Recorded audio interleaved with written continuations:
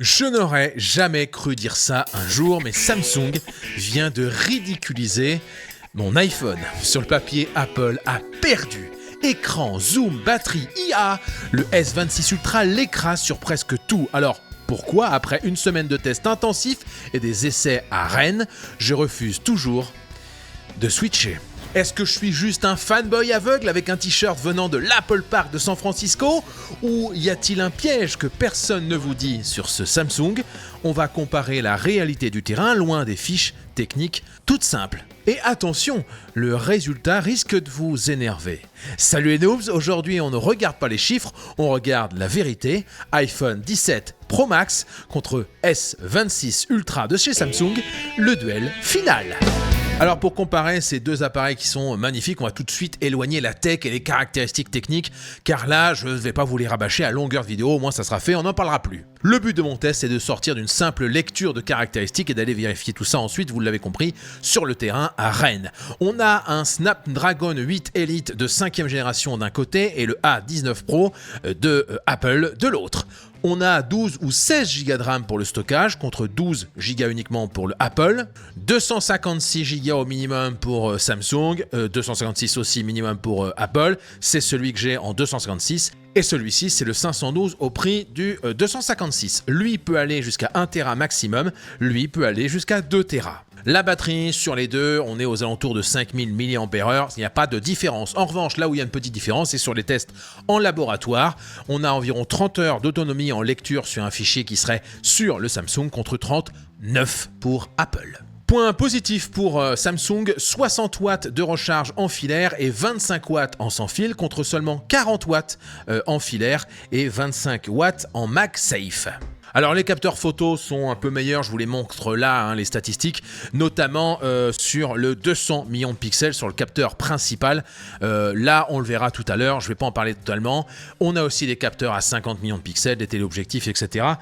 On est en 5 fois contre 4 fois ici, on est en 10 fois aussi contre 8 fois ici. Je suis donc parti sur le terrain en Bretagne, à Rennes, pour tester cet appareil, mais auparavant, j'ai déballé mon tout nouveau smartphone à la maison. Rien à signaler particulièrement, il y a un petit effet waouh quand même quand on le prend dans les mains, ça me fait toujours ça. Peut-être parce que j'aime un peu la tech, on va pas se le cacher, mais voilà. Comme tout le monde, il n'y a plus de chargeur à l'intérieur, il y a juste un câble USB. J'ai quand même eu le plaisir de prendre en main directement le S Pen. Le S Pen, c'est ici, vous appuyez là juste en dessous et vous avez le petit stylet qui s'active automatiquement, qui est Bluetooth, qui est actif. Et là, on peut écrire SLN. Il y a un petit bruit en plus qui fait ça, vous voyez, hashtag SLN. Et je vais dessiner un petit cœur, parce que ça, c'est quand vous êtes abonné. C'est pour vous dire que merci beaucoup et je vous aime très fort. Voilà.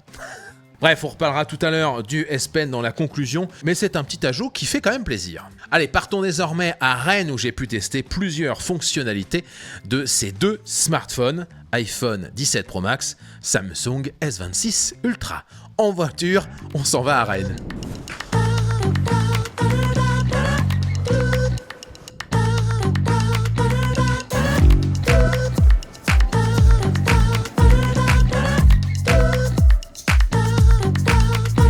Quoi de mieux pour commencer ce test de vidéo que d'être à Rennes ici. Il fait un froid de zinzin. On est en Bretagne, on a l'impression d'être en Normandie tellement il fait froid. Ouais, il y a un vent, t'es pas prêt. Bref, on est sur les bords de la Vilaine, ça s'appelle, et vous pouvez tester dès lors la stabilisation. Là, la caméra qui me filme, c'est une petite Osmo Pocket 3, certes. À gauche, j'ai bel et bien le Samsung S26 Ultra. Vous pouvez voir la qualité là, avec une luminosité qui n'est pas ouf, on va pas se le cacher, voilà, c'est pas extraordinaire. Et puis à droite, on a l'iPhone 17 Pro Max. Je parle actuellement dans un petit micro DJI qui est fixé sur mon petit trépied. Je vais vous passer à partir de maintenant top sur le micro du Samsung. Et puis vous allez pouvoir voir un petit peu la qualité que c'est. On va passer aussi, pendant qu'on y est, sur la qualité de l'iPhone. Attention, j'ai une coque et j'ai j'ai ma main qui est devant le téléphone. Pour ça, vous avez peut-être un son qui est un petit peu meilleur ou pire. Ça, je ne sais pas encore. Voici des petits canards qui sont devant moi. Comparons d'un côté, tout simplement le Samsung. Là, on est en x5 sur le Samsung. On a de l'autre côté l'iPhone. Et là, tout de suite, Je suis désolé, mais en tout cas, visuellement, on verra en post-prod, mais je préfère la qualité de l'iPhone, ou en tout cas, c'est peut-être une question d'habitude. Alors, il y a quelque chose quand même qui est déjà meilleur sur le Samsung et quelque chose qui pourrait me servir, c'est la 8K. Vous allez me dire, c'est quoi l'intérêt de la 8K? Personne n'a encore réellement de télé 8K sur YouTube, c'est du 4K. Et bien la 8K, ça permet de rezoomer dans l'image. Je vais vous faire voir ce que ça fait la 8K. Désormais, je vais me passer en 8K. Voilà, à partir de maintenant, je filme en 8K. Donc là, on est vraiment sur une grosse qualité. Et là, c'est bien en post-prod. Je le rappelle, c'est en post-prod que je vais faire un zoom pour aller voir ce qui est marqué là-bas, ball ou je sais pas quoi. Voilà, les petits groupes. Mais on est en 8K. C'est assez propre. De la même manière, j'ai mis l'objectif x5. On ne peut pas changer en plein enregistrement l'objectif en 8K. Et là, je passe en 8K, mais avec l'objectif x5 pour que vous puissiez voir comment on peut zoomer dans l'image et rester toujours en 4K. C'est quand même propre, on ne va pas se le cacher. Il y a une belle, il y a pas beaucoup de grains de ce que je vois moi sur l'écran. On va voir en post-prod. Je crois que je vais perdre les os. Maintenant, j'en peux plus. Regardez ce temps pourri. Alors pour finir sur le capteur vidéo, parlons de ce qui a fait un effet fou sur les réseaux sociaux, le fait que votre téléphone va pouvoir tourner, vous savez, à 360 degrés et afficher une image toujours bien droite, conforme à l'horizon, à l'horizontale si vous voulez. Sur le chemin du centre-ville, je vous ai testé tout ça, vous allez certainement voir ce qui cloche vous aussi dans cette technologie alors que j'étais comme ça. Là, je vous fais voir l'image de l'iPhone. Voilà, si je la penche à droite, vous avez toute l'image qui penche à droite. Sur moi, vous avez quelque chose d'un peu stabilisé aussi puisque c'est le DJI Osmo Pocket 3, donc ça c'est normal que ce soit stabilisé. Et sur la gauche, j'ai mon Samsung Ultra S26 et regardez, là c'est assez fou. Là, je suis complètement sur le côté, voilà, et elle filme toujours tout droit. Voilà, waouh. Là, je suis vraiment en train, vous le voyez sans sur l'iPhone, je suis vraiment en train de tourner un peu dans tous les sens.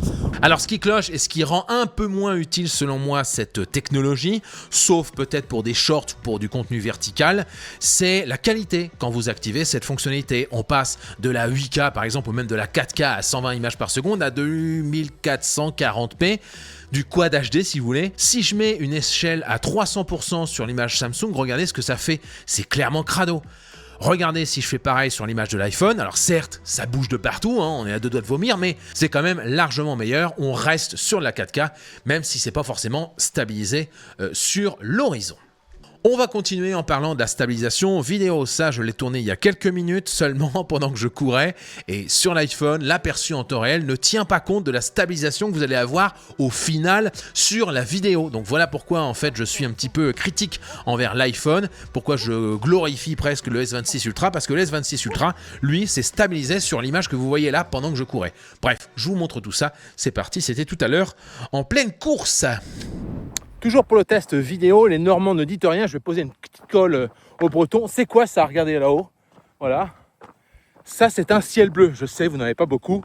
Et hier encore, il pleuvait à torrent à Rennes, alors que là, aujourd'hui, en Normandie, c'est un temps magnifique. Bref, on va aller tester. Je suis en pleine course. Je suis en plein dans mes 10 km, ça me fait une petite pause. Je vais courir sans, vous savez, la stabilisation, sans le mode action sur iPhone et sans le mode stabilisé, bien sûr, de l'Android du Samsung S26 Ultra. Et on va aller courir comme ça, on va voir ce que ça va donner. Attention, c'est parti.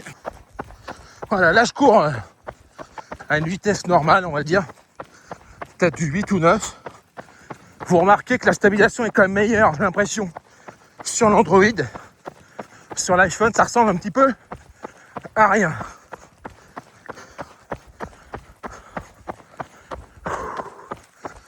On va changer un petit réglage. Voilà, je suis en train de filmer et là j'ai sur l'iPhone et sur le Samsung le mode action, vous savez, le mode de stabilisation avancée. Donc là j'ai l'impression que sur le Samsung c'est juste extrêmement bon, alors que sur l'iPhone c'est une catastrophe. Je vais même revérifier pour voir si c'est bien activé, parce que là j'ai l'impression que ça bouge énormément sur l'iPhone et j'ai l'impression que c'est tout à fait stable sur le S26 Ultra. Alors, avant de parler d'IA ou de photos, j'ai envie de vous parler de design. Oui, car honnêtement, quelque chose me dérange fortement. Ceci, attention, vous êtes prêts à regarder? Je fais ça. Voilà, le truc ne tient pas, c'est pas pratique. Voilà, on peut pas faire ça. Voilà, pourquoi ils ont fait ça en fait? sur l'iPhone avec ma coque et en fait le fait que ce soit carrément ici bien posé, eh ben il n'y a pas de souci, ça tient bien, c'est propre, c'est net en fait, vous voyez ce que je veux dire. En fait je préfère beaucoup plus les iPhones aussi en termes de design tout court, vous savez, en termes de coloris. Là j'ai pris en fait le mode un petit peu la couleur rose, rose un peu, il y avait l'iPhone XR si je me rappelle bien qui était un peu comme ça, mais voilà il est rose. C'est pastel, on le voit à peine, on a l'impression qu'il est blanc, enfin voilà, c'est pas bien mis en avant ces couleurs, je trouve que c'est un peu ballot d'avoir fait ça, alors que, excusez-moi, je veux dire, à un moment donné, là, vous pouvez pas le louper mon iPhone, quoi. Alors certes, il y a une coque orange, mais en dessous, il est orange, il est insane, j'adore. Ça, pour les couleurs, bien sûr, ça dépend de votre avis. Si un jour j'achète une grosse bagnole de course, une Ferrari, c'est pas pour prendre la couleur noire, c'est pour prendre la couleur rouge qui se voit à 15 km à la ronde, tu vois ce que je veux dire? Je sais pas si c'est un coup d'ego ou j'ai quelque chose à compenser, mais voilà, moi j'aime bien le couleur orange bien flashy. Donc pour le design, moi clairement je mets un point sur l'iPhone, regardez-moi ça, cette beauté, c'est de toute beauté. Et voilà, je préfère l'iPhone en termes de design, en termes de coloris et en termes de fonctionnalité, rien que ça, c'est génial en fait. On va remettre un point de plus pour Samsung désormais, on va parler d'IA. Et avec le temps de la route vers le centre-ville de Rennes, une petite pause a été prise pour demander à Gemini quel bâtiment correspondait le clocher de cette église que vous voyez actuellement en photo. Donc voilà, là je suis bien devant l'appareil photo, je vais faire une photo tout simplement en cliquant ici. Je vais circle to search. Voilà, je tac, regardez, je tac. Voilà, et je vais dire quel est ce bâtiment de Rennes, s'il te plaît, où on voit le clocher. Il s'agit du clocher de l'église Saint-Hélier, situé à Rennes. Ce clocher est très reconnaissable à sa flèche de style néo-gothique. Bon, là vous imaginez les possibilités avec ça, notamment en voyage, vous prenez une photo d'un lieu et ça vous donne toutes les informations dessus. C'est juste énorme, non, je sais pas ce que vous en pensez. Par rapport à Samsung, l'iPhone est vraiment à la ramasse, avec Apple Intelligence qui devait être extraordinaire au début, et puis maintenant c'est plutôt du Siri dopé à l'IA de ChatGPT. Regardez plutôt, ça se passe de commentaires, c'est éclaté au sol. On y va, on est devant un bâtiment. Je ne sais pas ce que c'est, vraiment, premier degré, je ne sais pas quelle est cette église. Je vais prendre mon iPhone et je vais rester appuyé sur le bouton de la photo. Voilà, ça m'amène là-dessus et là je vais pouvoir prendre une photo si je ne m'abuse. Voilà, je tac. Et je crois même que je peux faire interroger. Cette façade présente une large face, machin, etc. Super. Donc là je vais demander quand même quel est son nom, parce que c'est une façade gothique tardive présentant une porte, machin, etc. On y va, on va envoyer quel est son nom. Que voulez-vous savoir? Je veux savoir le nom de cette église, ChatGPT. ChatGPT. Il est complètement con. Quel est le nom de cette église? Oh putain. Quel est le nom de cette église à Rennes? Il s'agit de l'église Saint-Germain, située dans le centre historique de Rennes. À combien de kilomètres est-on de la mairie? Pour indiquer la distance jusqu'à la mairie, j'ai besoin de connaître la ville ou l'adresse précise de ce lieu. Tu viens de me dire l'adresse précise, tu viens même de me dire le nom. Retrouve dans la conversation. ChatGPT demande « Je n'ai pas indiqué d'adresse précise ». Alors, clairement, le point sur l'intelligence artificielle va plutôt du côté du Samsung S26 Ultra. Il n'y a pas de doute là-dessus. Mais pour compenser, c'est vrai que de mon côté, j'utilise clairement Gemini sur mon téléphone sans aucun abonnement, je paye rien. Tout ça sur mon iPhone 17 Pro Max. Ce qui me permet de compenser, vous voyez ce que je veux dire, un Siri plus ChatGPT qui est complètement aux fraises. Après l'IA, parlons du capteur photo devant le Parlement de Bretagne ou aussi un petit peu plus tard devant la mairie de Rennes ou l'Opéra. Encore une fois, je préfère les couleurs, le contraste et la qualité générale du capteur vidéo de l'iPhone, alors que sur le papier, Samsung était censé être le meilleur. Bien, nous sommes devant le Parlement de Bretagne, juste devant moi, et je vais lancer le petit Samsung S26 Ultra, et puis je vais tout simplement prendre des photos. On va voir la qualité photo directement ici. Alors, je vais mettre en mode photo, on est bon. 12 millions de pixels, je vais mettre en 200 millions de pixels, voilà. C'est un peu ouf en termes de qualité, il n'y a pas forcément besoin de ça. Et puis, je vais tourner la caméra, voilà, pour mettre comme ceci. Attention, on est en x1, vous voyez. Bam, 200 millions de pixels. je peux me mettre en x10 et je vais aller prendre ici. Vous voyez l'espèce d'horloge, si je puis dire. Et puis je vais prendre là-haut la petite statuette sur le Parlement de Bretagne. On est bon. Voilà, là vous voyez quand même la qualité. Si on repasse en 50 millions de pixels seulement, là on a plus de réglages, notamment on va pouvoir avoir des filtres que vous voyez ici, film classique, cristal, pureté, film pop, film rétro, etc. Moi je préfère rester en original pour le test. Et là on prend mon joli iPhone. Bonjour à tous, hop, poum, tac, je fais comme ça, photo. Donc là on est en HEIF. On va faire 48 millions de pixels. Cependant, vous allez voir que le 200 millions de pixels, on le sent bien. Regardez en x1, on a d'un côté le 200 millions de pixels de Samsung, puis le 50 millions de pixels d'Apple. Sans zoom, je préfère iPhone, sur le papier. Mais si on zoome sur le cadran solaire, on s'aperçoit bien de la supériorité du capteur à 200 millions de pixels de Samsung qui atomise l'iPhone avec des détails beaucoup plus précis. On est, je le rappelle, en x1. Avec le capteur x10 du Samsung face au x8 de l'iPhone, on a toujours une différence, mais elle est beaucoup plus minime. 50 millions de pixels contre 48 millions de pixels, 10 fois contre 8 fois, il n'y a pas une différence extraordinaire.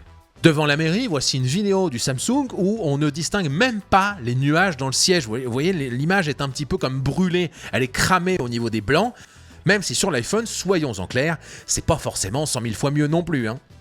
Mais il y a un petit quelque chose que je préfère, il y a des couleurs plus naturelles je trouve sur l'iPhone. Je reconnais tout de même que ça c'est assez subjectif et que ça peut en plus se corriger en post-production pour rajouter un petit peu de couleur après. Pour terminer sur l'aspect photographique, laissez-moi vous présenter quelques images de nuit en haut de mon hôtel. On est un peu aux abords de Rennes. Voici la photo en x1 avec le Samsung et voici un zoom dans cette même photo pour que vous puissiez voir les détails. Voici la même photo au même endroit avec l'iPhone, toujours OK au niveau de l'image. Et voici le même zoom à peu près dans l'image que l'image précédente. Vous allez vous dire... Ok, ça a l'air d'être correct, ça a l'air d'être la même qualité. Eh bien, pas du tout. Sur la photo, Samsung atomise mon iPhone. Regardez bien, voici les deux mêmes images zoomées, à peu près au même endroit, à même qualité de zoom. On est toutes les deux en x1.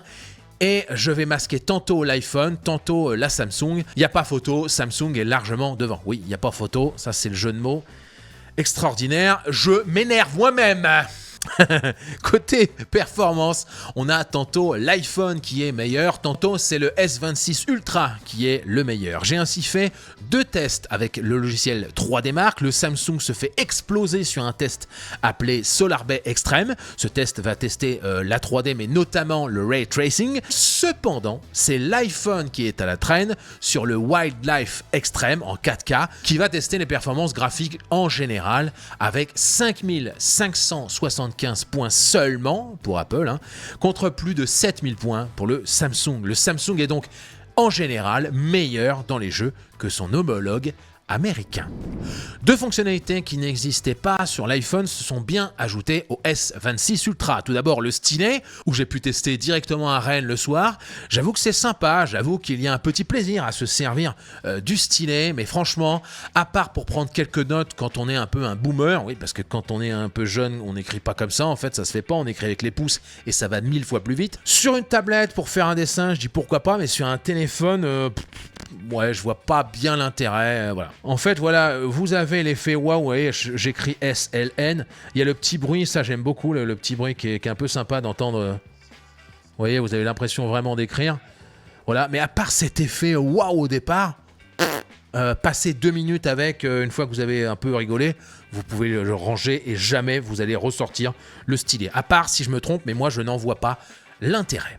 Autre fonctionnalité qui a eu un effet waouh sur les réseaux sociaux, sur TikTok, tout ce que vous voulez, c'est celle-là, c'est l'affichage confidentiel. Là, vous voyez, je tourne légèrement mon écran, vous le voyez bien, je vais me mettre peut-être sur la petite caméra qui est ici, vous le voyez très bien. Et là, si j'appuie ici, vous ne voyez plus ce qu'il y a sur mon écran. Et là, en revanche, de face, on le voit très bien. En fait, on va pouvoir gérer ça par application. Là, je l'ai mis pour tout le téléphone.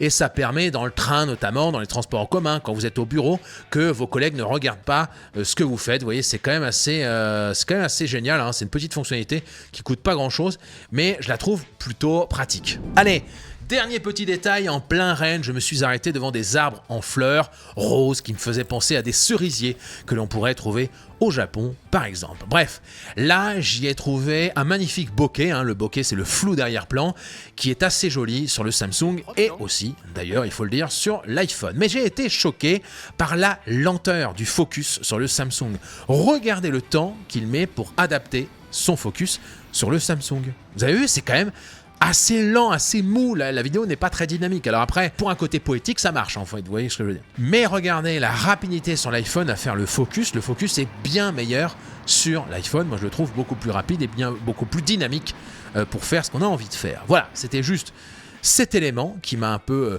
convaincu que je préférais pour la vidéo en tout cas l'iPhone 17 Pro Max. Mon bilan, c'est maintenant, now, tout de suite, point par point.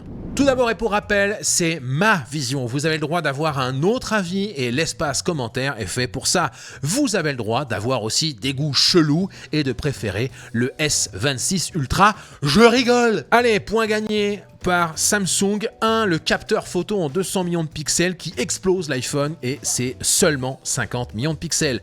2, le stylet, même si c'est un peu situationnel. 3, l'IA intégrée qui est juste génial. J'adore Gemini et même les autres qui sont intégrés nativement.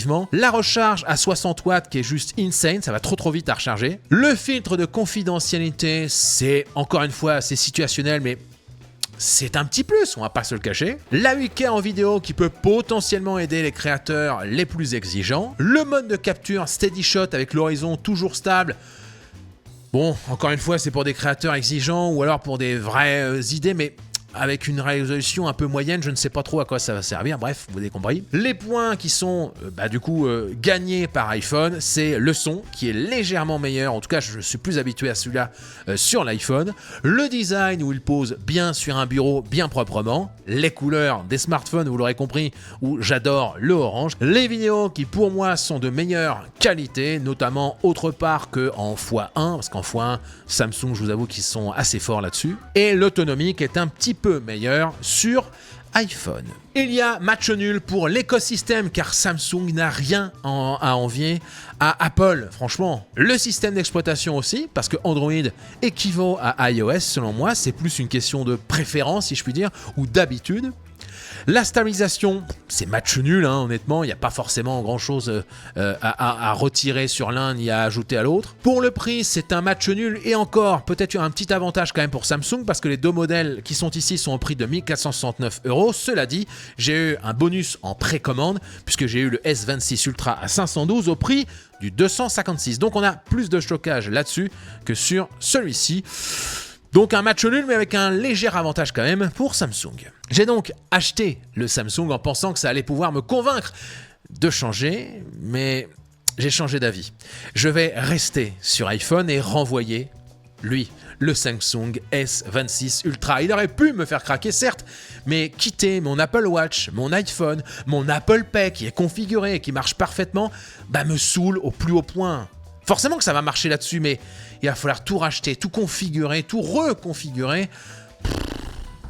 En fait, je ne fais pas la migration, non pas parce qu'il n'est pas bon, le S26 Ultra, il est très bien, mais je ne fais pas la migration parce que les améliorations ne justifient pas un changement d'habitude, un changement de modèle, un changement de mon Apple Watch, enfin voilà, tout ça, c'est pas justifié, vous voyez ce que je veux dire? Si vous voulez un bon téléphone, vous pouvez y aller, vous pouvez prendre le S26 Ultra ou l'iPhone 17 Pro Max, vous ne serez pas déçu, il n'y a aucun souci. Je vous ai d'ailleurs mis des liens sponsor Amazon en description. Merci à celles et ceux qui utilisent ces liens. Merci à vous qui vous êtes abonnés. Vous comptez beaucoup pour moi et pour mon objectif d'atteindre très prochainement les 100 000 abonnés. Je vous dis à la semaine prochaine et salut, bande de noobs.